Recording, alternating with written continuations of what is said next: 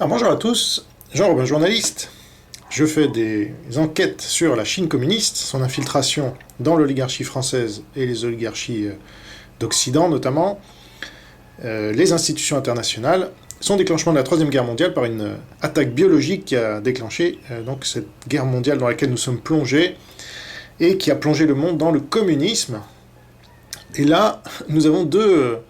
alors, je ne sais pas comment il faut les appeler, communistes, socialistes, même nationaux-socialistes, hein, s'il faut employer les termes corrects. Moi, je m'en fiche après de ce que ces termes colportent, mais il faut appeler les choses par leur nom. Il faut nommer un chat un chat. Donc là, vous aviez le 4 octobre 2021, j'enregistre le 6, un débat entre Éric Zemmour et Michel Onfray, qui sont tous les deux extrêmement censurés par les médias, évidemment.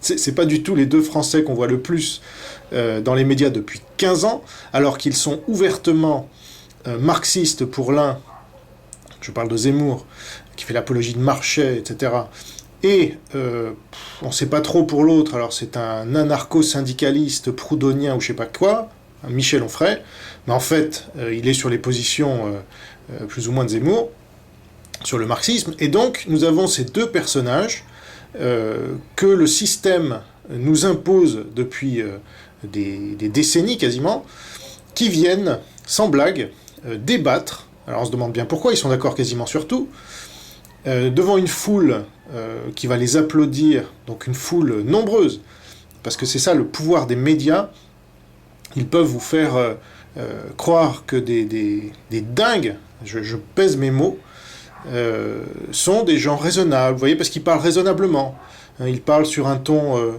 retenu, ils utilisent un vocabulaire châtié, ils ont un vocabulaire soutenu, etc.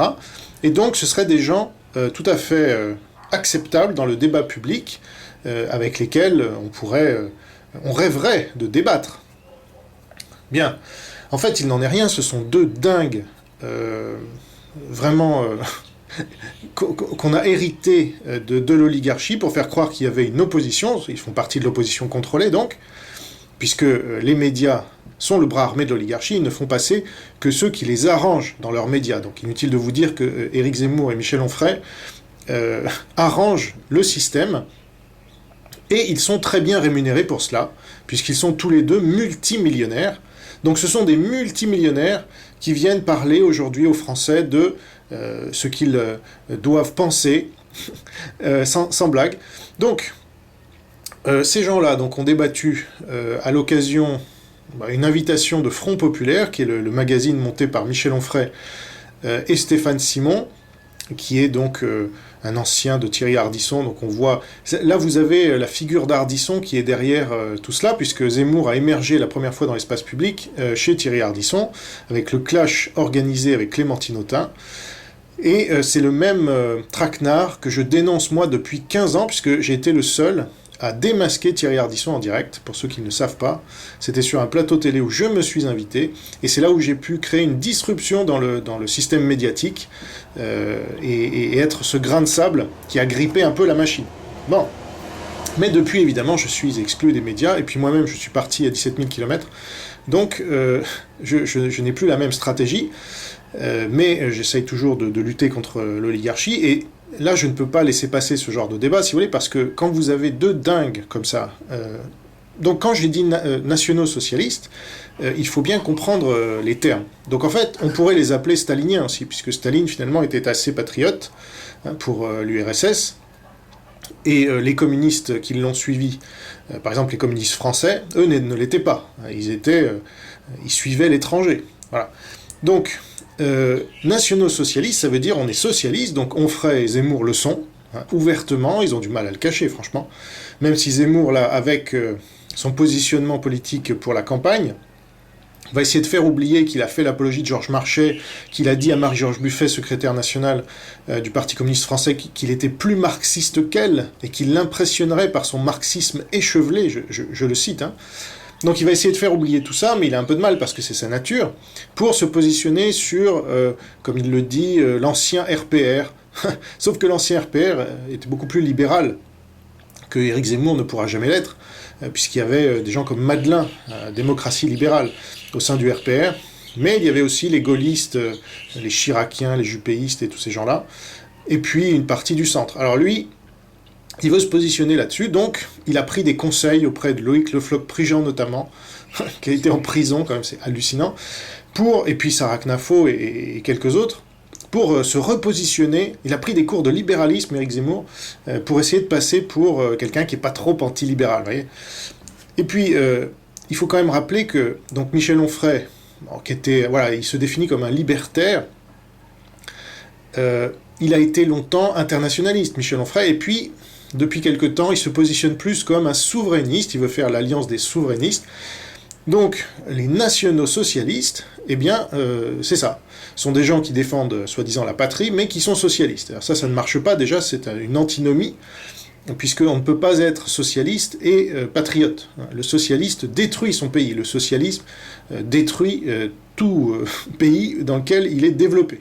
On l'a vu au Venezuela, on l'a vu partout, en fait, et généralement, ça finit en génocide, puisque le socialisme se transforme souvent en communisme. Donc, ces deux personnes défendent, soi-disant, le nationalisme, mais aussi le socialisme. Donc, il faut les appeler par leur nom, des nationaux socialistes. Et vous verrez que c'est pas du tout exagéré. Moi, je suis pas là pour diaboliser qui que ce soit. Moi, je suis là pour appeler un chat et définir ce que je vois avec les meilleurs termes. Parce que ne pas utiliser les bons mots, c'est ajouter au mot du monde, comme disait Albert Camus. Je suis tout à fait d'accord avec lui. Donc, Zemmour, par exemple, dans ce débat, il a fait, une fois de plus, l'apologie du génocide des protestants. Alors ça, c'est quand même hallucinant, évidemment, Michel Onfray ne l'a pas relevé. Il a même été applaudi pour ça par la foule présente. C'est là où, si vous voulez, quand on applaudit ouvertement un génocide, qu'est-ce que vous voulez que je vous dise ? Ce sont des tarés qui font ça. Donc, je vous cite Éric Zemmour dans ce débat. Qu'est-ce qui provoque la Saint-Barthélemy ? C'est la faiblesse du pouvoir royal. On a inventé la monarchie absolue en France pour régler cette question religieuse. Quand le pouvoir royal, Henri IV, puis surtout Louis XIII et Richelieu vont montrer leur force, ce sera fini. C'est la faiblesse qui fait la guerre civile, c'est la force qui l'empêche. Voilà la déclaration d'Éric Zemmour, tout ça pour justifier sa position actuelle sur l'islam, comme il l'avait fait en 2018 face à Marion Maréchal Le Pen, ce que j'avais déjà relevé à l'époque, j'avais été le seul, où il justifiait finalement d'attribuer le même sort aux musulmans aujourd'hui en France que celui qui avait été le sort qui avait été fait aux protestants à l'époque en France. Sauf que le sort qui a été fait aux protestants, c'est qu'on les a massacrés quasiment jusqu'au dernier. D'accord ? Donc ça, c'est un problème. Moi, je ne suis pas pro-islam, mais je suis pro-musulman. Je défends les êtres humains quels qu'ils soient. Donc je suis pro-juif, je suis pro tout ce que vous voulez. Et donc, c'est une honte de laisser cette personne s'exprimer de cette manière sans jamais le reprendre. C'est ça qui est hallucinant. Je suis le seul jusqu'à ce jour à le relever. En 2018, Éric Zemmour avait dit, en se basant sur un mensonge historique en plus, il fallait faire la Saint-Barthélemy, avait dit Montaigne, qui est pourtant quelqu'un de modéré. Voilà ce qu'il avait déclaré, justifiant ainsi le massacre de civils, d'accord ? Innocents et désarmés. Et donc Montaigne n'a jamais dit cela, il s'était basé, donc moi j'ai voulu creuser, j'ai échangé avec lui, on est arrivé au bout d'un certain temps à une conclusion, il m'a cité un livre d'où venait soi-disant cette citation, Montaigne publiquement n'a jamais évoqué la Saint-Barthélemy, jamais, il y a eu un silence pendant toute sa vie, et donc je me suis procuré le livre de cette historienne dont j'ai oublié le nom, sur Montaigne, pour trouver la citation où elle disait pas du tout ça. J'ai même écrit à l'historienne et j'ai l'échange, j'ai gardé l'échange et je le révélerai parce qu'elle m'a donné l'autorisation de le faire le cas échéant. Voilà, c'est pas le moment. Donc quand il montera suffisamment dans la campagne, on verra. Là, je viens de republier ma vidéo où je révélais déjà le plagiat, les 2 plagiats de son suicide français, ce qui a été tué par les médias jusqu'à ce jour. Donc ça fait 7 ans que Éric Zemmour est protégé par les médias. Là, on va voir si le fait qu'il se déclare candidat va permettre quand même aux journalistes de faire leur travail. Bon, on verra. En tout cas, pour revenir à cette histoire, donc il s'était basé sur un mensonge de Montaigne qui, soi-disant, disait qu'il fallait faire la Saint-Barthélemy, ce qu'il n'a jamais dit, d'après cette historienne, encore une fois, pour justifier, en fait, un massacre de musulmans, aujourd'hui. C'est ça qu'il dit. Et là, la citation que je viens de vous donner, c'est la même chose. Donc à l'époque, Marion Maréchal n'avait pas du tout réagi, tout comme aujourd'hui, Michel Onfray ne réagit pas. Mais quand on dit, on a inventé la monarchie absolue pour régler cette question religieuse. Non, c'est faux. La question religieuse, elle n'a pas été réglée par la monarchie absolue. La question religieuse, elle a été massacrée, puisque les protestants n'ont quasiment pas tué de catholiques. D'accord ? Le seul massacre qu'on ait, c'est 20 à 40 catholiques. C'est la Michelade. C'est tout. La Saint-Barthélemy, c'est entre 3 et 10 000 morts en un seul massacre. Et il y en a eu comme cela beaucoup d'autres. Il parle de Richelieu. Richelieu a massacré 20 000 Rochelais à La Rochelle. Et puis ensuite, il y a eu Louis XIV. Donc en fait, le problème a été réglé comment ? Le problème a été réglé en massacrant les protestants, ou en les convertissant de force, ou en les faisant partir. Voilà la réalité. Donc, Zemmour justifie tout cela. Il justifie... Ça n'a pas du tout mis un terme à la guerre civile, puisque la guerre civile a connu son pic sous la monarchie absolue de Louis XIV. D'accord ? Et après, effectivement, c'était terminé, parce qu'il n'y avait plus de protestants. Hein ? Mais est-ce que c'est ce que Zemmour veut ? Alors là, franchement, avec tout ce que les musulmans acceptent de Éric Zemmour, moi je me dis finalement, ce sont des gens très tolérants. Parce que là, vous avez quelqu'un quand même qui publiquement, à plusieurs reprises, appelle à leur massacre, ouvertement, et il ne se passe rien. Donc moi je suis contre la violence, et je ne veux pas qu'il se passe quelque chose à ce niveau-là, mais il faudrait quand même qu'il y ait des représentants musulmans qui disent « Attendez, là, je veux bien qu'on critique l'islam, pas de problème, vous le faites matin, midi et soir depuis 15 ans sur toutes les antennes, mais quand vous appelez au massacre de musulmans, en prenant l'exemple sur ce qui s'est passé avec les protestants, peut-être vous devriez arrêter. » Et j'ai jamais entendu cela, ni de la part de musulmans, ni de la part de quelqu'un dans le système qui sont soi-disant anti-Zemmour. Tu parles, ils le laissent monter, ça leur fait leur beurre. Et moi, mes enquêtes qui ont révélé son plagiat, par exemple, n'ont jamais été reprises. Donc c'est un pilier du système, il fait des audiences de fou, donc il fait gagner de l'argent à beaucoup de gens. C'est pour ça qu'il est là, c'est pour ça qu'il va aux élections, j'ai déjà expliqué ça dans une vidéo. Éric Zemmour, opposition contrôlée, avec Didier Raoult, avec d'autres. Chacun joue un rôle. Zemmour a pour rôle, et on le voit bien, comme je l'avais dit, de donner de l'intérêt à ces élections qui n'en ont absolument aucun.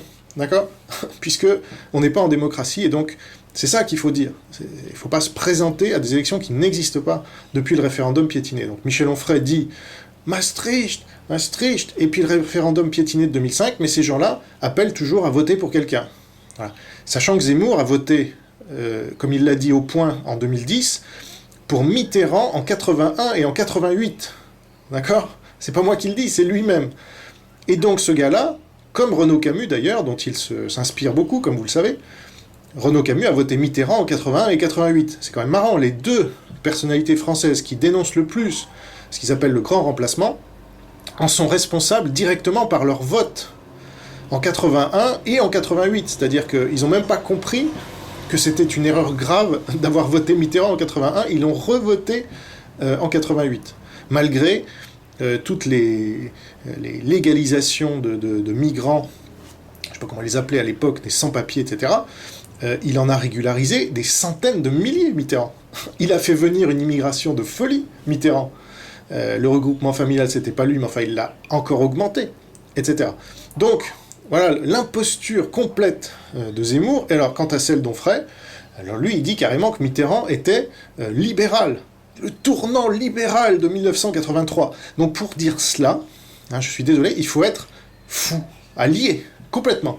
C'est-à-dire que ce gars ne comprend pas dans quel pays il vit, parce qu'il est multimillionnaire, parce qu'il est invité partout, il est totalement déconnecté du réel, et pour faire croire qu'il ne l'est pas, il organise des conférences pour des pauvres, voilà, ça mange pas de pain, et puis il encaisse l'argent de l'autre côté, parce qu'il n'a pas besoin, en fait, de plus que ça. Ses livres, dont on se demande d'ailleurs lui-même comment il fait pour en produire autant, puisque soi-disant il lit les œuvres complètes de ceux sur lesquels il écrit, il passe tant et plus dans les médias, il a une vie quand même par ailleurs, et il arriverait à pondre 3 ou 4 livres par an, de 500 pages chacun. Donc ça, ce n'est pas humainement possible, d'accord? Ça n'existe pas. Donc il y a autre chose, hein, je vous laisse deviner. Alors, on avance un peu, mais c'est pour vous dire quand même le pays, dans le niveau dans lequel le pays est arrivé, puisque vous avez la droite officielle, LR, qui collabore avec le Parti communiste chinois comme des dingues. Depuis, donc, en 2009, Xavier Bertrand signe un accord avec le Parti communiste chinois quand il dirige l'UMP. En 97, vous avez Chirac qui est le premier président de l'Occident à retourner en Chine après le massacre de Tiananmen. Il nomme en 2002 Raffarin, il officialise la collaboration avec la Chine communiste, puisque Raffarin est déjà un grand ami de la Chine communiste. Donc ça, c'est la droite officielle. Quant à la gauche, elle était sous l'emprise de l'URSS. L'URSS donc tombe ou fait mine de tomber. Et donc, elle rejoint la collaboration avec le Parti communiste chinois. Donc, on est dans une France totalement communiste, avec 62% du PIB géré par l'État, plus que sous l'URSS. Vous avez des guignols à gauche, à l'extrême gauche, qui sont tous sur les positions de Mélenchon. D'accord? C'est quand même hallucinant. Mélenchon qu'on voit partout, là aussi. Mélenchon qui soutient le Venezuela, qui soutient Cuba, qui soutient la Chine communiste, etc. Eh bien, toute l'Assemblée nationale, quasiment, tout le gouvernement, aujourd'hui est pro-parti communiste chinois. Bon. Donc ça, c'est un problème. Zemmour et Onfray ne font pas exception à cela, comme vous allez le voir. Alors ensuite, j'avance un peu dans le débat. Alors ça, pour dénoncer les États-Unis, ça, on y va. Et ça, on est applaudi pour ça. Parce qu'en France, vous comprenez, on est ingrat. Voilà. On n'aime pas les gens qui viennent nous aider pendant la guerre. Je sais pas, on leur crache dessus, ça fait plaisir. Et donc, par contre, on dit du bien de l'URSS, comme vous allez le voir. Mais on dénonce les USA, par exemple, pour la drogue. Ah bon, les USA sont responsables de la drogue. Mais la Chine, qui est 1000 fois plus responsable de la drogue, et avant elle, ou pendant le même temps, dans les années 50-60, l'URSS, pas un mot. Pas un mot. Donc aujourd'hui, vous avez 100 000 morts par an. Là, en 2020, il y a eu 100 000 morts aux États-Unis du fentanyl. D'accord? Ça vient d'où? Eh bien, de Chine, en grande partie. Eh bien, pas un mot sur ces gens-là. Alors, soit ils ne connaissent pas le sujet, franchement, tout le trafic de drogue qui a lieu, il vient notamment du Triangle d'Or. Un Triangle d'Or, c'est pas les États-Uunis, me semble-t-il. Mais non, on met quand même ça sur le dos. Le Triangle d'Or est géré en grande partie par la Chine, et elle génère elle-même de toute façon sa drogue de synthèse, qu'elle diffuse ensuite. Quant à l'Amérique latine, donc elle vit, parce que l'URSS avait pris l'exemple de la Chine maoïste, qui avait voulu se venger de la guerre de l'opium, en développant une guerre de la drogue contre l'Occident. Voilà, c'était la manière dont j'ai fait toute une vidéo sur la guerre de la drogue par la Chine, mais ces gens-là sont tellement ignorants par leur idéologie, parce qu'ils ne sont pas bêtes, mais ils sont ignorants, c'est-à-dire qu'ils n'ont pas creusé le sujet, ou alors s'ils l'ont fait, ils le cachent aux gens. Donc, c'est un fait avéré que c'est la Chine qui a inondé, avec Mao, le monde de drogue, et que sur ce modèle, l'URSS a continué, mais au lieu de le faire directement comme la Chine, elle l'a fait par des intermédiaires. Et tous ces gens-là ont développé la drogue, les cartels, en Amérique latine notamment. Et c'est pour ça que vous avez autant de drogue et de cartels en Amérique latine. Mais ça, Zemmour et Onfray, ils n'en parlent pas. Voilà. Ce sont des menteurs et des débiles. Bon. Ensuite, ils expliquent quel est le péril principal selon eux. Alors, le péril principal, selon Éric Zemmour, vous le savez maintenant, c'est le grand remplacement. Et alors, selon Michel Onfray, c'est le transhumanisme. Bien sûr, c'est jamais le marxisme. Ça, c'est leur idéologie, donc ça ne peut pas être le problème, vous comprenez? C'est pour ça que ces gens-là ne font pas partie de la solution, ils font partie du problème. Et donc, selon Onfray, le transhumanisme est américain, forcément. Voilà. Alors, on parle quand même de la Chine, mais en passant, vous voyez, il faut vraiment qu'on le relance sur le sujet pour qu'il en dise deux mots. Et il ose lâcher que la Chine est un danger plus important que l'islam, selon lui. Oh là là. Quand même, on aura ça de Michel Onfray. Mais c'est pas le danger principal, selon lui, la Chine. Bah non, elle vient juste de nous envoyer, à nous comme au reste du monde, un virus qui a tué près de 5 millions de personnes officiellement, et certainement le double si on compte les chiffres réels, que ce soit en Inde, où ça a été divisé par 10 apparemment, ou ailleurs. Et donc, ces gens-là ne mentionnent aucunement l'attaque biologique de la Chine communiste, puisque c'en est une, on le sait maintenant, on découvre même qu'ils commandaient des tests PCR dès le mois de mai 2019, hein, on aimerait bien savoir pourquoi. Donc ils ont caché tout ça, et des gens comme Michel Onfray ou Éric Zemmour, qui sont des grands intellectuels, bien sûr, des grands visionnaires, qui ont tout compris, qui ont tout vu, 115 000 morts en France, ça passe, c'est normal, pas de problème. Par contre, Samuel Paty, alors là, Zemmour, il va vous dire, attendez, on a tué un prof dans la rue, vous vous rendez compte? Donc, si je comprends bien Éric Zemmour, vous avez une personne qui est beaucoup plus importante que 115 000 autres. Alors pourquoi ? Parce qu'il a été égorgé par un musulman. Voilà. Donc ça, forcément, vous comprenez, c'est beaucoup plus important.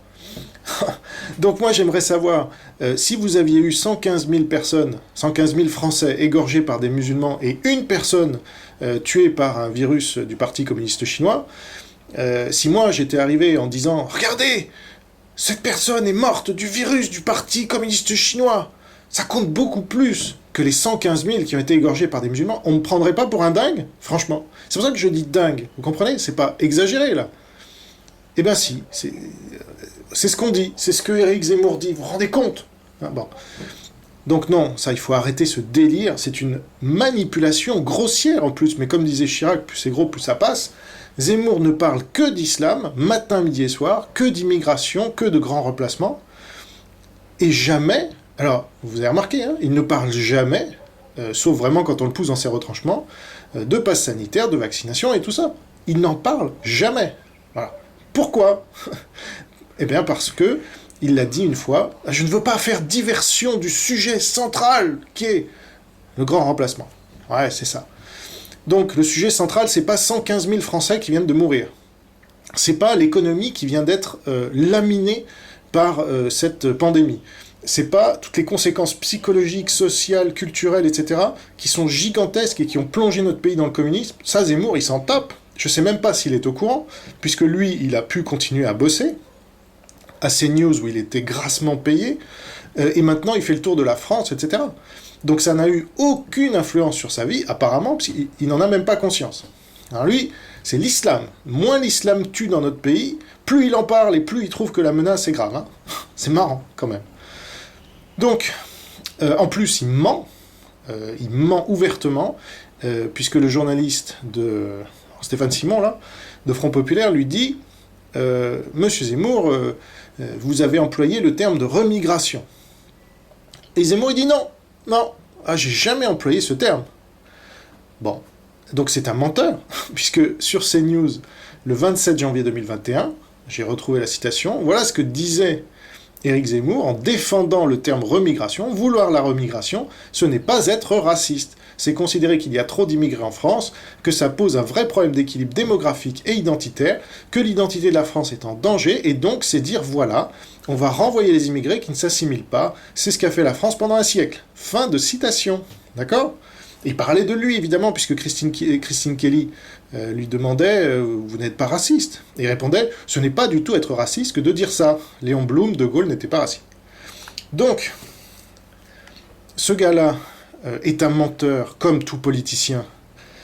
Et lui, journaliste, il côtoie les politiques depuis 30 ans, donc il est déjà un politicien depuis longtemps. On s'en était juste pas rendu compte. Là, il l'officialise. Mais il a juste un changement de stratégie où sa directrice, la fameuse Sarah Knafo, a dû lui dire « Écoute, on va repositionner notre image, remigration, c'est un peu trop extrémiste, donc nous on vise les 30% au premier tour ou les 20% pour être au second, et donc tu vas plus dire remigration, et tu vas même dire que remigration, tu l'as jamais dit. » Et voilà. Et il s'exécute, parce qu'en fait, Zemmour est un exécutant. C'est ça aussi, moi je l'ai côtoyé à distance, évidemment, depuis longtemps.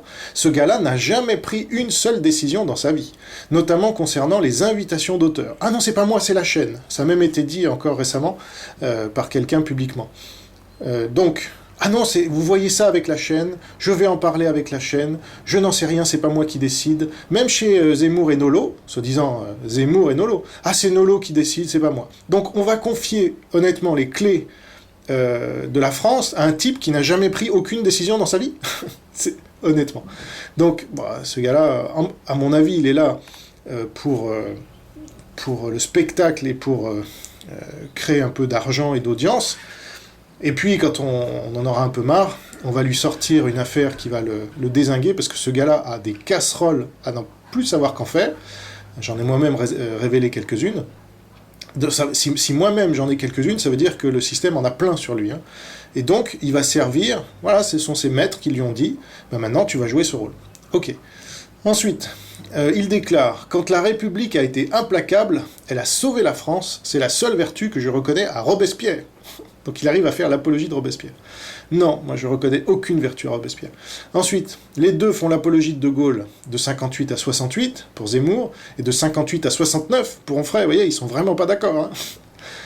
Alors que De Gaulle a fait le renversement d'alliance pour s'allier avec le tiers-monde, une des principales raisons de l'immigration qu'ils prétendent dénoncer tous les deux. Donc ce sont des tartuffes, ce sont des hypocrites, ce sont des nuls, en plus d'être des dingues, et des nationaux-socialistes. Et donc, je ne parle même pas de la reconnaissance de De Gaulle de la Chine communiste. Ça, ils applaudissent, évidemment. C'était pour faire la nique aux Américains. Donc, De Gaulle, qui ne libéralise pas la France, mais qui la laisse devenir communiste, ça leur plaît beaucoup, et qui avait fait revenir au pouvoir Maurice Thorez, dès 1945. Donc, voilà, enfin, qu'est-ce que je vous dis ?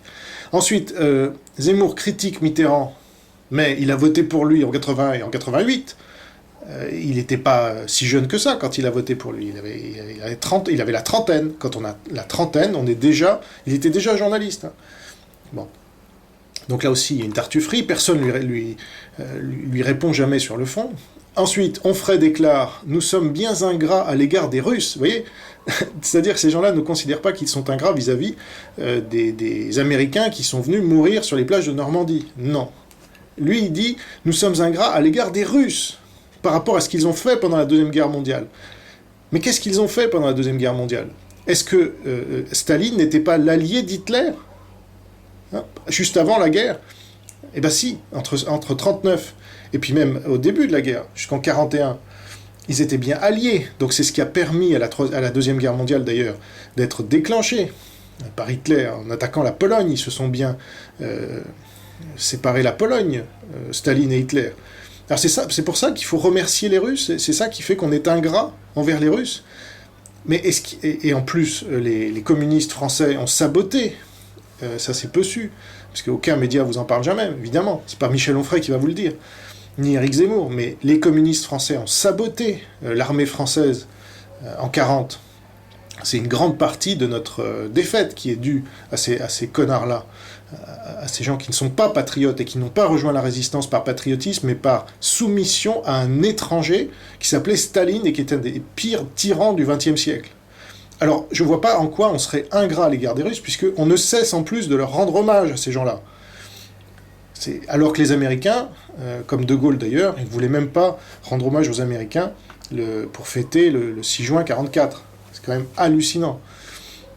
Donc, ensuite, évidemment, c'est logique, Onfray fait l'apologie de Poutine, d'Orban, de Gaulle encore, parlant de l'Europe, de l'Atlantique à l'Oural, cette expression. Donc en fait, vous avez là le bloc communiste, qui est le rêve de Khrouchtchev à l'époque, qui est mis en place par De Gaulle dans les termes déjà, à la même époque, qui prône la détente, puis l'entente, etc. Ça, c'est le projet, comme l'a révélé Golitsyn. Ça, je vous renvoie à mes vidéos réservées aux souscripteurs, et je vais encore en faire 2 nouvelles, parce que c'est fondamental de comprendre ça. L'URSS est tombée volontairement, tout comme le mur de Berlin, pour faire croire que le communisme était mort, ce que Zemmour va dire et répéter, le communisme est mort, donc nous n'avons plus besoin de l'OTAN. Ça, c'est le projet communiste. D'accord ? Et donc, quand Zemmour va voir Orban, dont Michel Onfray fait l'éloge, là, c'est ces jours derniers, il va voir l'agent principal de la Russie et de la Chine communiste en Europe. C'est Orban, qui se fait passer pour un conservateur, comme Zemmour d'ailleurs, alors que c'est un communiste. Voilà. Ça, c'est le plan inventé par le KGB entre 58 et 60. C'est très bien documenté par Golitsyn. C'est pour ça que son livre « New Lies for Old », qui a été écrit en 80 et qui est paru en 84, a tout à fait identifié à l'avance que l'URSS et le mur de Berlin allaient tomber volontairement pour permettre aux communistes de faire croire qu'il était mort, et donc de faire baisser la garde à l'Occident et de mieux l'infiltrer à l'Union européenne, ce qui est tout à fait le rôle d'Orban. Il met son veto dès qu'il y a un vote qui défavorise la Russie ou les intérêts de la Chine communiste. Et l'OTAN, dont Macron d'ailleurs, qui est un autre agent communiste, puisqu'il s'est dit lui-même maoïste, d'accord, pendant la campagne de 2017, Macron dit de l'OTAN qu'il est en mort cérébrale, en état de mort cérébrale. Vous vérifierez, tout ça c'est public, mais bizarrement ça n'a pas intéressé Michel Onfray et Éric Zemmour, parce que en fait ce sont les mêmes. L'opposition contrôlée est une stratégie bien établie par le KGB dans les pays anciennement soviétiques, sous la coupe de l'URSS, et aujourd'hui vous n'avez aucun dirigeant de l'ancienne Europe de l'Est, si vous voulez, qui ne roule pas pour soit la Chine communiste, soit la Russie, soit les deux, bizarrement. Et vous avez, à la tête de la Russie et de la Chine, deux personnalités qui se sont donné les pouvoirs à vie, sans aucune opposition. Et alors, ils sont ouvertement communistes en plus en Chine, mais Poutine se paye le luxe de ne pas se dire communiste alors qu'il a dirigé le FSB, qui est le successeur du KGB. Mais ça passe, vous voyez, tranquille. Non, le communisme est mort. Ah bon, intéressant. Là, tout ce qui se passe en Chine communiste en ce moment, c'est quoi? C'est pas du communisme pur et dur, ils sont en train de tuer toute leur économie qu'ils avaient montée pour se renforcer et faire baisser la garde, là aussi, c'est l'équivalent de la NEP sous Lénine. D'accord? Mais ça, les gens ne connaissent pas l'histoire, et ils ne comprennent pas, ils sont... voilà, il y a une propagande telle, avec des personnalités comme Zemmour et Onfray notamment, qui prétendent représenter l'opposition, tout comme des Philippot, des Asselineau, personne ne leur explique la réalité de la manipulation communiste qui est à l'œuvre pour tuer le monde libre. Et ça, je suis désolé, c'est la collaboration actuelle. Zemmour d'ailleurs s'est dit pétainiste, et donc, enfin il s'est pas dit pétainiste, il s'est dit défenseur de Pétain sous certains aspects, etc. Mais là il revient d'ailleurs sur ces déclarations qui ont fait... Voilà, vous avez toute l'extrême droite dure en France, des Conversano, des Abosi, qui soutiennent aujourd'hui ouvertement Éric Zemmour. Même Hervé Ryssen, même un des pires antisémites qu'on a en France, qui a fait de la prison pour ça, soutient Éric Zemmour alors que le gars est juif. Vous vous rendez compte? Mais voilà, on a des nazis aujourd'hui qui soutiennent des juifs. C'est très fort. Donc ça vous montre le niveau de communisme dans notre pays, où il n'y a plus qu'une seule Pravda d'ailleurs. Tous les médias font l'apologie ou la détestation d'Éric Zemmour, ce qui revient exactement au même, puisqu'il n'y a pas de mauvaise publicité, tout comme ils avaient fait, alors uniquement l'apologie, c'est vrai, de Macron en 2017. Et donc on voit bien que les médias, le système, veut nous organiser un deuxième tour Macron-Zemmour. Voilà, parce que Zemmour étant plus extrémiste que Marine Le Pen, il pense qu'il aura plus de chances de se faire élire face à Zemmour que face à Marine Le Pen, j'imagine. Et donc, voilà un peu ce débat. Franchement, c'était hallucinant de voir ça, des centaines, peut-être des milliers de personnes qui assistent à ça et qui applaudissent à tout rompre dès lors que ces débiles disent la moindre chose pro-communiste, pro-russe, pro-chinoise, que vous voulez. Donc, voilà où on en est en France. Voilà. Je tenais à le dire parce que quand on regarde ce genre de débat, on se dit « Waouh, il y a quand même pas mal de propagande » et donc on va essayer de faire un peu de contre-propagande pour remettre un peu les choses à leur place parce que personne ne va faire ce travail-là que je suis en train de vous faire. Donc, voilà. C'était pour aussi me faire du bien, là, parce que c'est insupportable de voir ça. Ces gens-là... passent matin, midi et soir dans les médias, se font des fortunes sur le dos du peuple, à leur diffuser une idéologie qui les tue. Donc les gens se suicident en fait. Zemmour, quand il parle du suicide français, il sait de quoi il parle, il y participe lui-même activement. Et donc, il faut quand même des Français pour dénoncer ça, ces collabos là, comme d'autres Français dénonçaient les collabos pendant la précédente guerre. Voilà, j'espère vous avoir un peu éclairé sur tout ça. Si vous avez des questions, des commentaires, n'hésitez pas évidemment à utiliser les commentaires de YouTube et j'essaierai de vous répondre s'il y a des questions. Voilà, portez-vous bien, gardez la foi et essayez d'ouvrir une Bible, ça vous remettra un peu les idées en place. Parce que là, on a vraiment... il y a tellement de versets qui me viennent, du genre, se vantant d'être sages, ils sont devenus fous, c'est Romains 1, 22, qui correspondent à cette situation-là. Bon. Mais que voulez-vous? Donc, oui, il y a aussi Ésaïe 5.20 qui me revient. Ils appellent jour, nuit et nuit-jour, douceur, amertume et amertume, douceur. Ça, ce sont les pires, ceux qui veulent vous faire croire que la vérité, c'est le mensonge et inversement. Tout en disant, nous disons la vérité, évidemment, ça c'est classique. Alors, d'ailleurs, ils sont peut-être sincères dans leur idéologie, parce qu'ils sont nés dans ce système, ils ont grandi dans ce système ultra-communiste, et donc ils se sont appropriés ces codes, et aujourd'hui il y a beaucoup de Français qui les suivent, parce que les Français ont été biberonnés à la même sauce communiste, quoi. Qu'est-ce que vous voulez que je vous dise? Donc c'est très difficile, comme quand on est quelqu'un comme moi, qui n'est pas les mêmes influences. Moi j'ai été anticommuniste dès l'âge de 20 ans, et je l'ai dit dans un livre, avoir 20 ans en France. Donc voilà, j'ai pas été biberonné moi au communisme, j'ai eu la chance de faire des rencontres qui m'ont montré la réalité d'une autre manière, et donc c'est très difficile pour des gens comme moi de percer forcément, parce que beaucoup d'appelés, peu d'élus. Mais c'est ainsi, nul n'est prophète en son pays. Vous voyez, j'enchaîne les versets, mais c'est important de lire la Bible pour essayer de comprendre. Déjà, c'est une source de notre culture, une des sources principales de notre culture, donc ouvrez-la, lisez-la. En plus, si vous êtes un élu, eh bien, vous reconnaîtrez Jésus-Christ comme votre maître, et ainsi vous saurez où vous passerez le reste de l'éternité, puisque nous sommes là uniquement pour très peu de temps, tous autant qu'on est. Voilà, portez-vous bien, et si vous voulez me soutenir, parce que moi je fais un journalisme indépendant, qui ne dépend pas de subventions ou de lobby, et donc vous avez dans la description un lien vers Patreon, qui vous permettra d'accéder à plus de 240 vidéos que j'ai faites sur la Chine communiste, son influence en France et dans le monde. Ça commence à 3 €, et ça me permettra d'être soutenu par des Français qui veulent recréer des médias de contre-pouvoir, et pas des guignols comme Zemmour. Voilà, portez-vous bien, à bientôt.